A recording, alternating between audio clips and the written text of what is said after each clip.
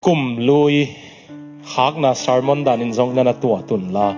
kum lui I hak ding lai takina thu thum akhat na pen bel zani takina kagen sama bangina pasien kianga nanget dingu topa kianga to na bol dingu konget no phatama pol pi mi te na pasien kianga den lam chiang ikiap chiang ina topa o nong thu phapyak sa alui te pen alui hita hen la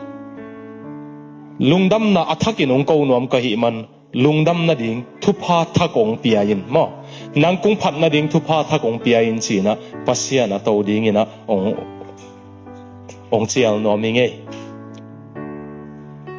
hang no tia ding ina Lord give me a new reason to praise you I hi kpialism surprise me with a good reason again to praise you chi khat hang no tia ding ina na thonget na dingu Piching tia ding in zong ka hang no hun sung tu chiang cheng no makai na lungdam to pa ka nga angei lo na hoi na onga sakin la athakin nang tunga lungdam na thakong pok thei sakin chi na thonget na dinguna ong dei saking ei